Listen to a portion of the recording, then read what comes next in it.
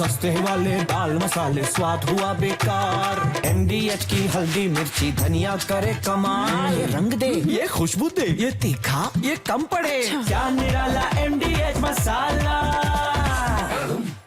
Break के बाद स्वागत है आपका न्यूज टॉप 9 आप देख रहे हैं। आपके साथ मैं हूं करुणा शंकर शर्मा। क्या फिर से ईरान पर हमला करने वाला इजराइल? ट्रंप ने पुतिन को क्यों दी है धमकी और कैसे चीन ने पार की है लाल रेखा? इन सभी खबरों के लिए आप देखिए global tension top. Middle east में एक बार फिर महायुद्ध का खतरा मंडराने लगा है।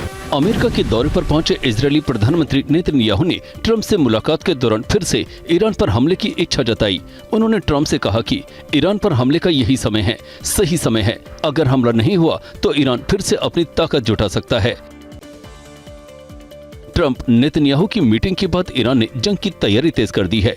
ईरानी राष्ट्रपति पेजेश्कियान ने कहा कि सीजफायर के बावजूद इजरायल ने तेहरान को टारगेट किया।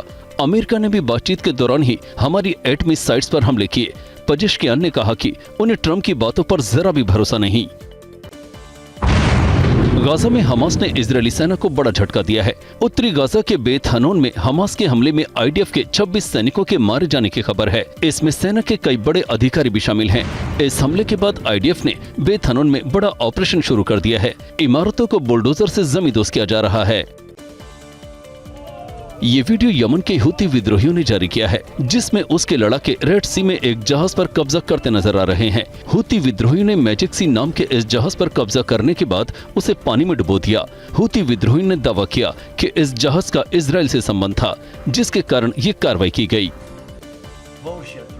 अमेरिकी राष्ट्रपति डोनाल्ड ट्रंप ने रूसी राष्ट्रपति पुतिन को धमकी दी है और कहा है कि मैं रूस के खिलाफ प्रतिबंधों पर गंभीरता से विचार कर रहा हूं।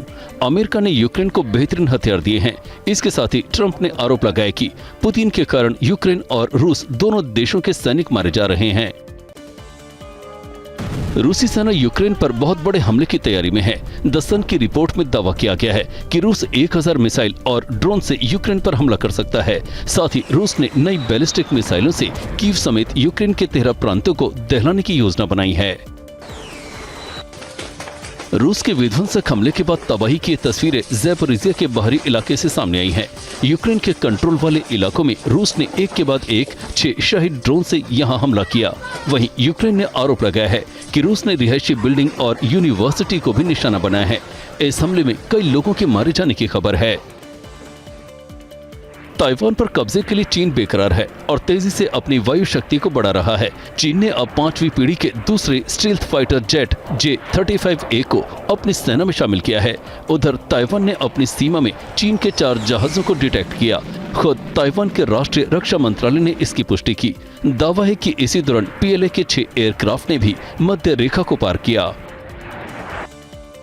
नेटो चीफ मार्क रूटे ने चीन और रूस को चेतावनी दी है और कहा है कि ये दोनों देश दुनिया को वर्ल्ड वॉर की आग में झोंकना चाहते हैं। रूटे के मुताबिक रूस चीन एक साथ 2 फ्रंट पर हमले की योजना बना रहे हैं। सबसे पहले ताइवान पर चीन हमला करेगा। इसी दौरान रूस नेटो देशों पर धावा बोलेगा। दोनों मुल्क अमेरिका के प्रयास पर पानी फिर सकते हैं। सस्ते वाले दाल मसाले स्वाद हुआ बेकार। MDH की हल्दी मिर्ची धनिया करे कमाल। ये रंग दे, ये खुशबू दे, ये तीखा, ये कम पड़े। क्या निराला MDH मसाला।